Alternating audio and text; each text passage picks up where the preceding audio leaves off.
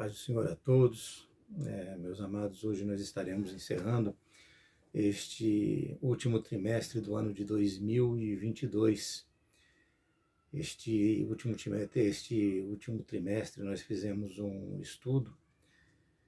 É claro que não foi feito na sua totalidade, é verdade, porque o livro de Ezequiel é muito mais complexo do que isso, mas dentro do que nos foi apresentado pela revista e pelas instruções das Assembleias de Deus, foi feito o estudo.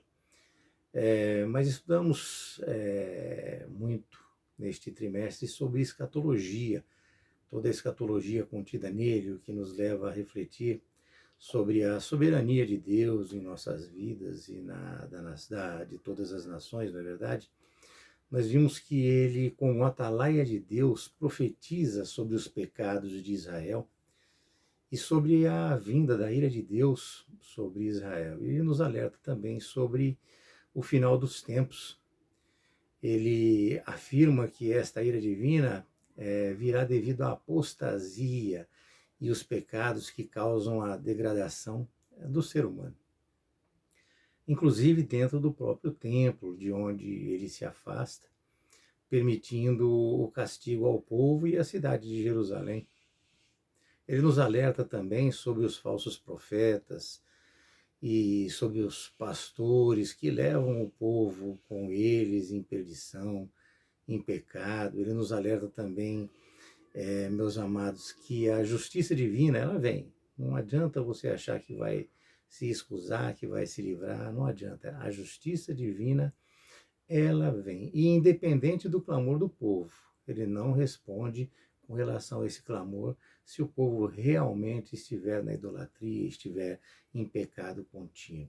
Ele perdoa, sim, os nossos pecados, mas nós precisamos entender e aprender que existe um limite para todas as coisas, não querendo limitar Deus, mas ele tem que nos alertar, ele tem que nos advertir, ele tem que nos corrigir, e ele vem e faz verdadeiramente isso.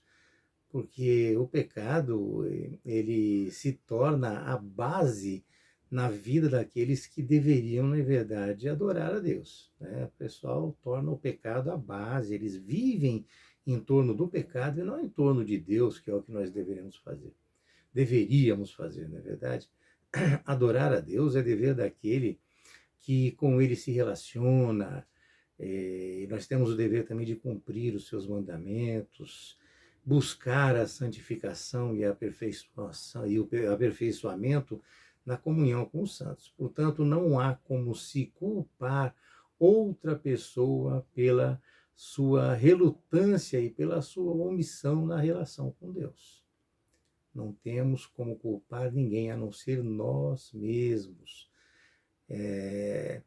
Ele deixa também claro, meus amados, que a responsabilidade pelo pecado, ela é individual, e da mesma forma ela é cobrada individualmente, e que não há uma maldição que se acumula hereditariamente.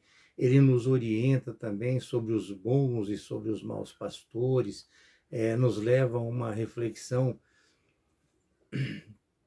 bem forte, bem firme, né, sobre o tempo do fim. Ele fala da restauração de Israel, do anticristo, do templo no milênio, do milênio, sobre a imersão do povo no Espírito.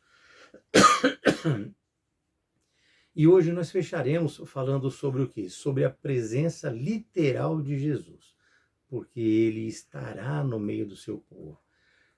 Vocês precisaram fazer uma leitura em casa de Ezequiel 48. Eu gostaria que vocês fizessem na totalidade para um melhor entendimento. Embora o pedido da Escola Bíblica Dominical seja do versículo 30 até o versículo 35. Mas vamos lá. O primeiro assunto que trata as revistas da Escola Bíblica deste último trimestre, ele mostra que as visões de Ezequiel e do apóstolo João no livro de Apocalipse, elas são similares. O nome da cidade não é mencionado como Jerusalém, mas o texto deixa claro que se trata dela, né? O termo hebraico para saídas é Totsahot, que nos apresenta como saída a tradução. Porém, no livro de Números, meus amados, ele traz o entendimento de extremidades, ou seja, limites. E isto foi mantido também na Septuaginta, embora algumas traduções brasileiras ainda mantêm como saída, ou seja, o limite da cidade, né? A partir dali você sai da cidade. Então, o limite, ela quer dizer nesse sentido que é o limite realmente. Lá em Ezequiel 48:16, ele apresenta como sendo uma cidade quadrada, uma cidade de 4 lados iguais, né? Descritos no sistema horário, norte, leste, sul e oeste. É um tipo de Nova Jerusalém, como está em Apocalipse 21, no seu versículo 16, tendo uma extensão de 4.500 medidas, ou seja, 2.250 metros cada lado. Embora todos saibamos que Jerusalém nunca foi uma cidade quadrada, portanto, o que o profeta apresenta aqui é algo novo, a figura da nova Jerusalém do mundo vindouro. Amém? Que vocês tenham bem consciência disso. É bom frisar também que na Jerusalém histórica, na época de Ezequiel, haviam pelo menos 6 portas, segundo Jeremias, pelo menos 6 portas. Nós constamos aqui 7. A porta do povo, a porta do sol, a porta de Benjamim, a porta da esquina, a porta dos cavalos, a porta do meio e a porta entre muros, meus irmãos. Em hipótese nenhuma, nós podemos fazer como alguns fazem por aí, que alegam que Ezequiel vislumbrou a torre de Marduk, lá na Babilônia, quando ele estava exilado junto com o povo, e esta torre tinha 12 portas, cada uma delas guardada por um deus pagão, não é verdade? Então nós não podemos, em hipótese nenhuma, como algumas pessoas querem insinuar, que ele vislumbrando a torre de Marduk na Babilônia, ele trouxe a apresentação desta nova Jerusalém com 12 portas. A profecia, meus irmãos, ela vem de Deus e ela é a forma apresentada por Ezequiel. Então, Ezequiel, um homem de Deus, sendo profeta de Deus, trouxe o quê? Uma revelação divina.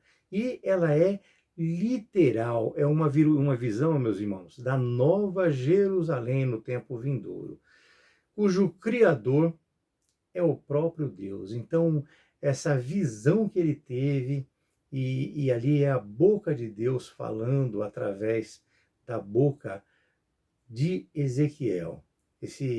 A comprovação disso nós vemos ali em Hebreus 11:10. Portanto, não faz sentido nenhum alguns acharem que Ezequiel se inspirou na Babilônia. Amém? Meus amados, como todos nós sabemos, Abraão, Isaque e Jacó são os maiores representantes e fundadores de Israel. Portanto, as 12 tribos de Israel, que são os 12 filhos de Jacó, apresentam o povo escolhido. Não há, meus irmãos, um padrão sequencial de nomes das tribos. Algumas seguem a ordem de nascimento, outras divergem. Então a Bíblia não tem uma especificação, né? Já na lista de Ezequiel segue no sentido horário, conforme os senhores vão ler aí no texto. A partir do norte da cidade, com a tribo de Ruben, Judá e Levi, isso você vai achar no versículo 31 de 48, no leste ou o oriente, com a tribo de José, Benjamim e Dan, nos versículos 32, do sul, como Simeão, Issacar, Zebulon, no versículo 33, do oeste ou ocidente, Gade, Asser e Naftali, no versículo 34. E qual seria, meus irmãos, o critério usado?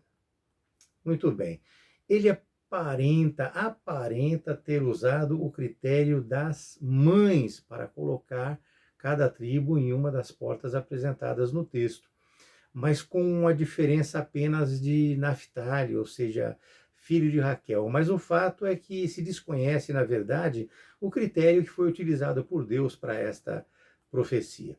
E o propósito o propósito é que em Abraão foi criado, foi escolhido Isaque. E de Isaque foi escolhido Jacó. E de Jacó foram escolhidas para formar a nação de Israel todas as tribos. Sendo assim, Canaã dividida em territórios durante a liderança de Josué. Durante a liderança de Josué, ele dividiu Canaã em territórios e entregou a cada um dos filhos de Jacó. Isso está lá em Josué 14, versículos de 1 a 3. E assim, meus amados, o nome das 12 portas da Nova Jerusalém tem como propósito a memória aos filhos de Israel. Então é trazer a lembrança os filhos de Israel. E cada um deles estará a uma dessas portas, representada em uma dessas portas. A cidade de Jerusalém, meus amados, ela ganhará um novo nome devido à necessidade de se tirar da memória do povo de Jerusalém o pecado praticado. Então o pecado ali foi praticado, então eles foram destituídos da graça de Deus ali. Então essa cidade, ela vai ter o seu nome mudado. E quando eu falo esta cidade, eu falo a parte específica onde habitará Deus, né?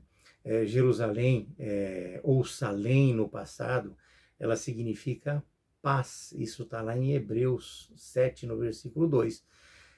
Também era conhecida e chamada de Jebus devido ao domínio dos jebuseus, lá em Juízes 19.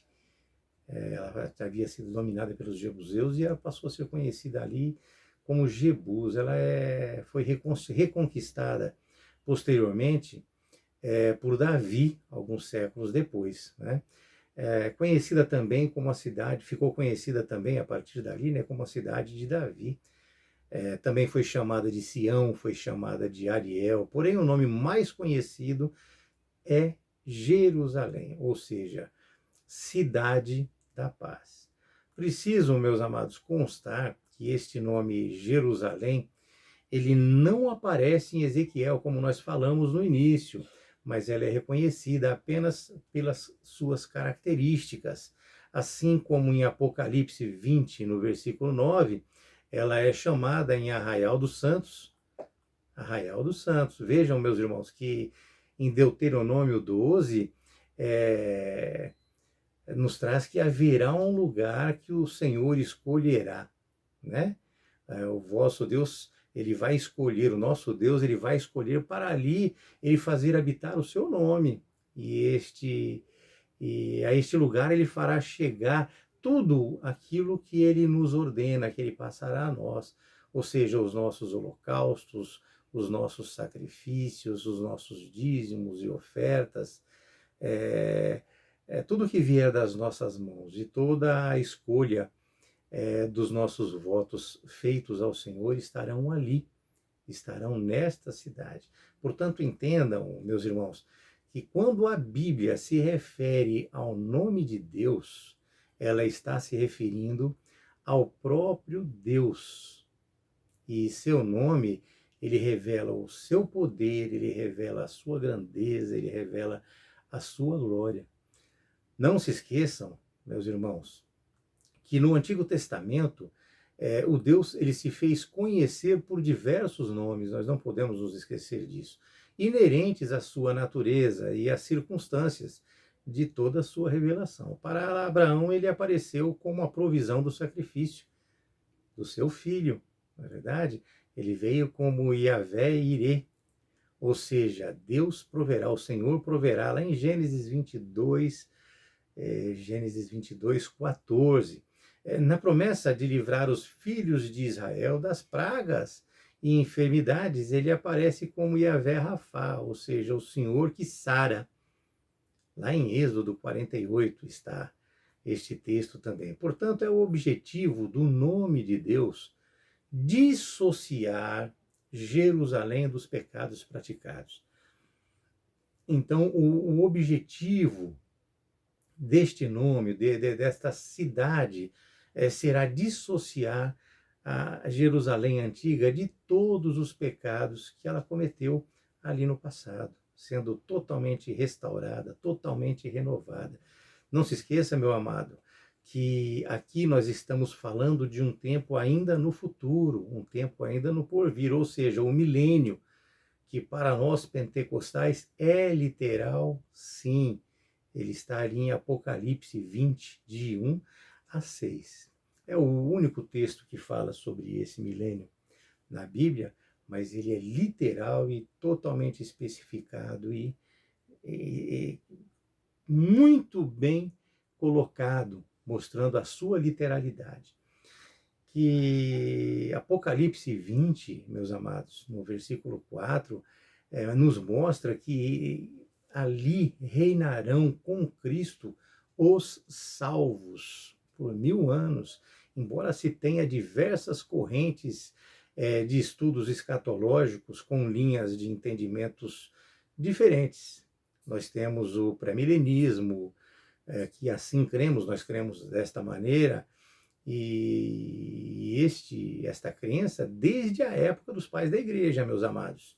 É uma coisa que vem lá do passado mesmo, com relatos desde 300 depois de Cristo. Temos também o pós-milenismo, que é também muito antiga, o amilenismo, o atual, mais atual, agora o dispensacionalismo, e embora com entendimentos um tanto quanto diferentes sobre o milênio ser antes, durante ou depois da grande tribulação, uns entendem que essa passagem ela é figurada, entre tantas outras coisas, embora estas diferenças concordam no que realmente importa. Embora tendo todas essas diferenças, no sentido de amilenismo, pré-milenismo.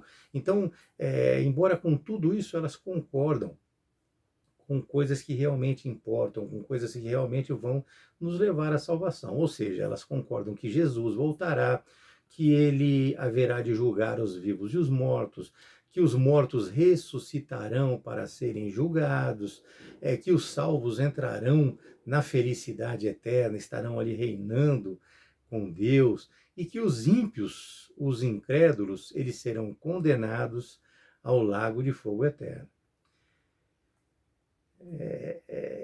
Concordam também, meus amados, que Deus ele irá triunfar no final, e que tudo isso, meus amados irmãos, é verdadeiramente literal. Só que isso tudo que nós falamos agora é outra aula.